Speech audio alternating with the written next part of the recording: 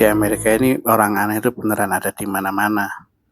Orang ini ya dari kemarin tuh aku amati kayak dia itu mabuk atau gimana, udah semalaman dia tidur di situ mukanya ditutupin, apa nggak kedinginan apa ya?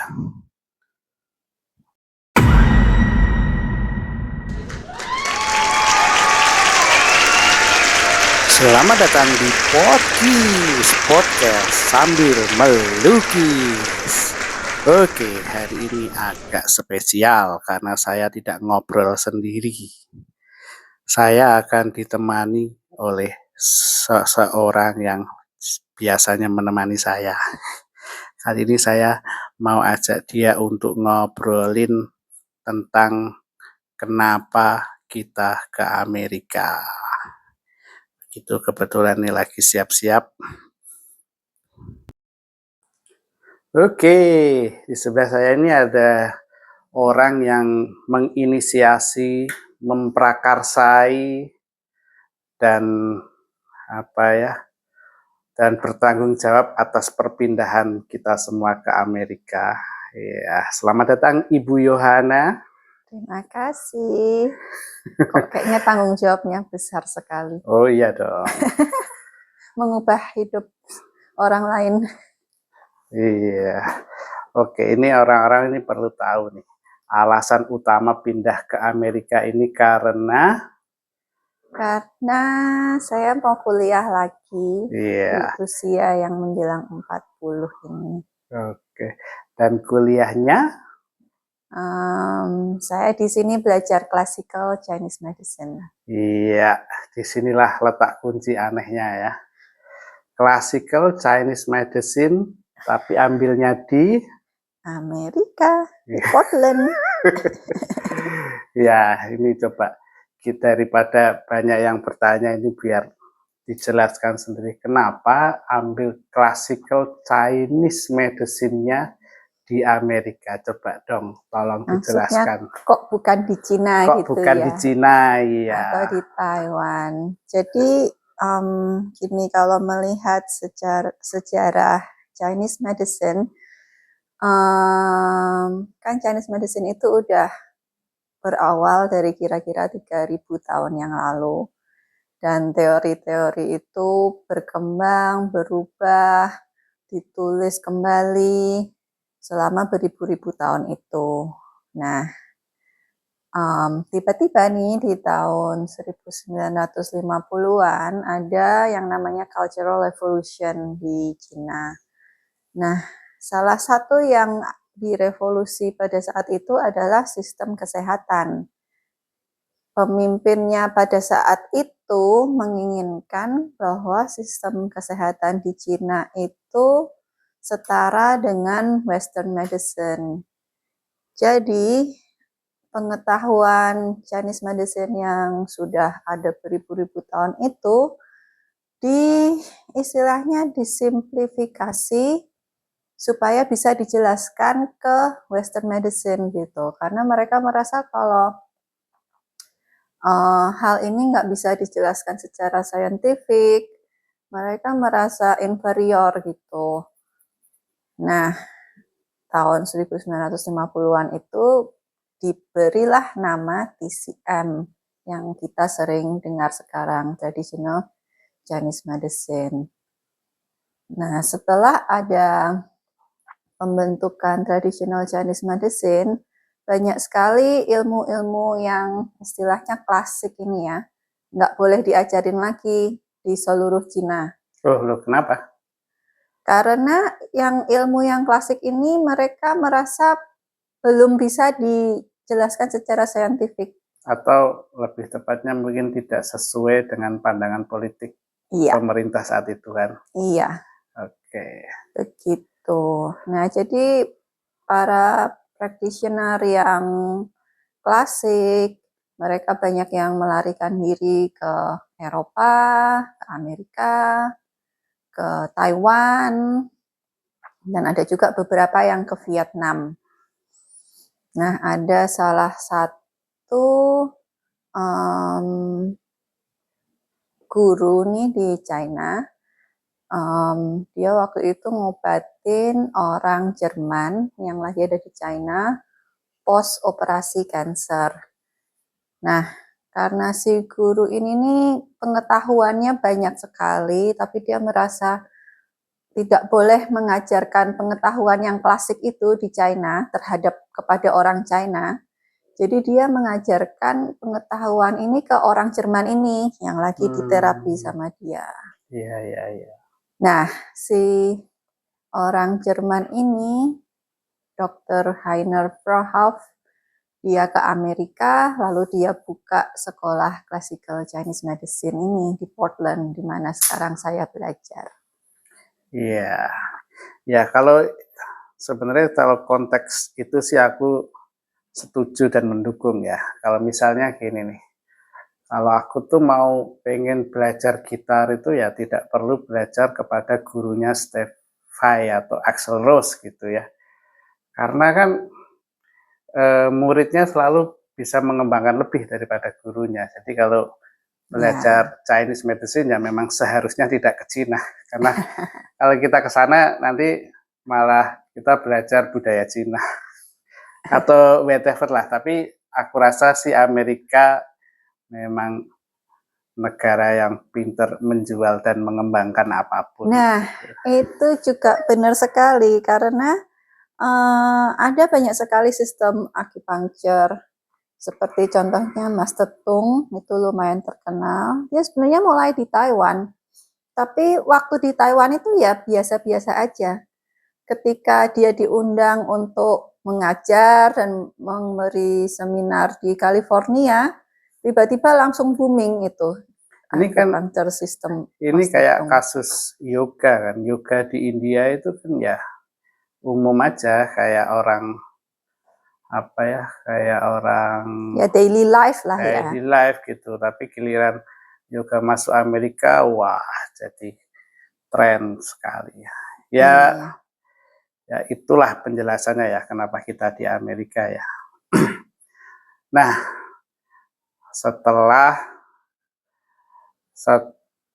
berarti dari rumah ini kan disiapkan kurang lebih berapa, 1 tahun ya? Wah, lebih 2 tahun ya? Iya, 2 tahun. Disiapkan 2 tahun untuk niat, tekad, dan prasarananya, terus akhirnya sampailah di Amerika gitu ya. Pertama kali datang, terus lihat kampusnya, itu sesuai ekspektasi enggak? Nah, saya itu sebelum profesi ini kan saya sebenarnya arsitek ya.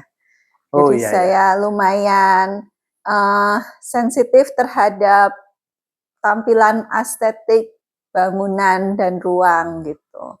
Oh ya, sebentar. Jadi Ibu Yohana ini sebelumnya adalah S1 dan S2 masternya itu arsitek di Sydney UNSW. Lalu sekarang ambil PhD Classical Chinese Medicine. Sinkron ya. Banting setir. Oke lah. Oke, lanjut. Gimana tampilan kampusnya? Bangunan utamanya itu bangunan yang udah sangat tua, mungkin dibangun tahun 1800-an. Udah 1000 hampir 200 tahun ya? Iya. Nah, ya secara estetik arsitektur ya begitulah ya. Kalau bangunan tua, aku merasa wah ini kok bangunannya tua banget ya gitu. Spooky gitu ya. Gitu. Dan beneran ada hantunya ya. Dan kan? Beneran ada hantunya. Hantunya suka mainin barang-barangku di sekolah. Terus warnanya nggak matching gitu-gitulah. Tapi ketika kelas dimulai, ternyata konten pendidikannya itu jauh melampaui. Jadi seolah-olah ini kualitas estetiknya itu nggak kelihatan lagi gitu. Oh, tapi masalah konten tuh nanti dulu, kan visual tuh dulu awal. Soalnya aku kan inget tuh dulu kayak, wah dulu waktu awal-awal ke Jogja mau kuliah itu yang pertama aku lihat itu kan bangunannya ya. Waktu itu kan ada banyak brosur datang, wah ada MST, ada ADVI gitu. Ini konteksnya tahun 90-an ya. Jadi waktu datang kayak, hah, ini kampus tapi kok kayak rumah. Aku kayak nggak mau, kecewa gitu. Terus akhirnya lihat kampus yang diisi itu, wah ini kampus tapi kok kayak kebun ya gitu. Ada kambing, ada sapi karena masih baru ya. Tapi kan aku masih punya chance, wah kalau nggak cocok ini bisa pulang lagi gitu. Tapi kan kalau kita udah sampai di Amerika kayak lihat gedungnya kayak, aduh kalau ilfil kan udah nggak bisa pulang lagi ya. Ya benar, iya. Iya. Ya tapi secara awal tampilannya bisa dibilang agak ilfil gitu ya. Iya, tapi memang Atau bangunan-bangunan di seluruh kota Portland ini ya nggak begitu banyak yang baru ya, oh ya banyak sih. sekali bangunan-bangunan lama. Jadi memang kayaknya kotanya nggak begitu membangun bangunan baru. Nah setelah bangunannya ya, nah ini isinya nih staffnya kan otomatis pertama kali yang dijumpai kan staffnya ya. Level barrier kedua. Staffnya gimana? Mencerminkan tentang pendidikannya enggak? Oh iya sangat mencerminkan. Jadi pertama itu kita nggak punya ekspektasi ya orang-orang di sini tuh bakal seperti apa. Atau Gitu. lebih tepatnya nggak tahu ya? Iya nggak tahu. Nah ternyata orang-orang di uni itu staffnya tuh baik dan super baik. Kayak membantu semua, mengakomodasi, dan terutama guru-gurunya. Jadi aku tuh sampai kemarin kalau ditanyain gimana sekolahnya gitu kan, aku bilang ini kayak pondok pesantren rasa Amerika gitu. Oh sebentar, jangan masuk guru dulu bro. Ini masih baru stafnya. Ya staffnya nggak begitu banyak yang bisa diomongin soalnya cuma interaksi begitu. Setelah staff kan urusan dengan registrasi dan sebagainya gitu ya. Nah habis staff berarti kan ketemu temen dulu nih. Temen-temennya gimana temen-temennya? Tadi udah kan temennya ini baik, orang-orangnya yang di situ tuh super baik. Oh iya, iya untuk konteksnya juga ya. Dan banyak sekali ternyata mereka. Jadi kenapa kita juga memilih pertama kan kampusnya. Sebenarnya waktu milih kampus itu aku ada 2 pilihan, satu di Portland, satu lagi di Asheville kalau nggak salah namanya. Dua-duanya ini Asheville tuh pendidikan mana? di East Coast. Oh, di Amerika juga. Di Amerika masih ya? juga. Nah, dua-duanya ini pendidikan classical Chinese medicine. Jadi ya di seluruh dunia yang secara gamblang bilang ini kita mengajarkan classical Chinese medicine itu cuma 2 kampus itu. Oh. Nah, tapi kan menimbang kotanya juga ya. Jadi Portland tuh terkenal multicultural, hipster gitulah, artsy. Jadi aku merasa Portland ini bisa lebih sesuai dengan gaya hidup keluarga kita gitu. Iya kemarin tuh waktu teman-teman datang ke rumah itu ya, saya tuh malah merasa kayak, lah ini situasinya kok kayak di Jogja tahun kayak di Jogja tahun 2017, 2015 gitu, 2016 kayak apa ya? Kayak kita berteman dengan bule-bule dari mahasiswa yang hidupnya itu ya santai bule gitu, rasa yang Asia. banyak ketawa gitu. Dan surprisingly ternyata orang Amerika atau orang Portland itu cenderung ramah ya. Kayak mereka lebih kayak banyak nyapa, ayo gitu. Dan yang paling lucu itu Jiva setiap pulang sekolah tuh dia bawa jok baru. Jadi ternyata budaya guyonan sama plesetan di sini tuh lumayan tinggi.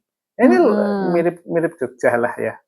Iya, dan teman-temanku tuh banyak yang memang udah asalnya dari keluarga alternatif gitu. Jadi kalau di Indonesia itu kan yang generasi alternatif tuh generasiku nih, yang apa sih kita namanya Gen milenial. gen milenial gitu. Nah, di sini tuh alternatifnya udah gen yang atasnya gitu, parentsnya yang alternatif. Oh ya, lebih tua ya. Lebih tua. Kan memang di sini 100 tahun lebih maju. Iya. Oke. Nah, setelah teman-teman, nah ini yang paling menarik ini adalah gurunya atau profesornya. Gimana tuh guru-gurunya? Ya, ini sesuai ekspektasi ya, soalnya memang aku kan nggak mencari yang TCM gitu. Jadi secara garis besar itu bisa dibilang CCM itu ada sisi mistis dan kliniknya gitulah. Kita lebih banyak ngomongin tentang energi, kita ngomong tentang internal alchemy, iya. kita ngomongin tentang apa, melatih tenaga dalam. Itu kan seperti yang kemarin kita ngobrol ya, waktu hari Minggu itu kan kita semua pergi ke hutan bersama profesormu itu untuk apa namanya itu?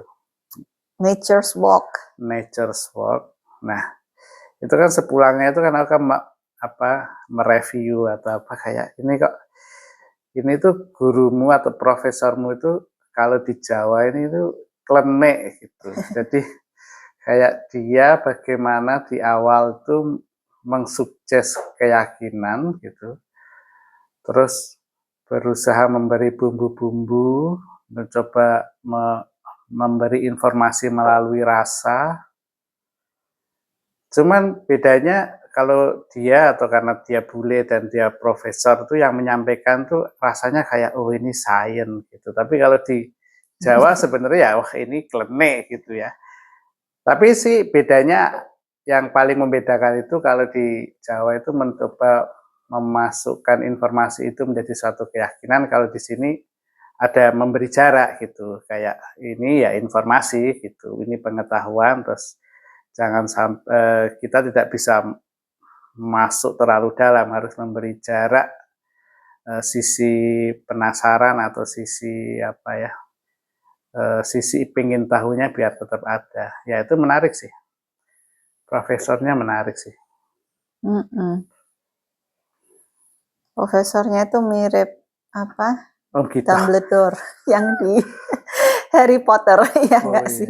Iya. Oh, kemarin tuh waktu habis Nature's Walk, kita kan banyak ngobrol tuh sama profesornya. Dia bawa muffin, dia masakin, bikinin kita muffin, bikinin kita chai gitu. Terus salah satu hal yang aku suka dari profesor ini tuh kalau dia ngajar itu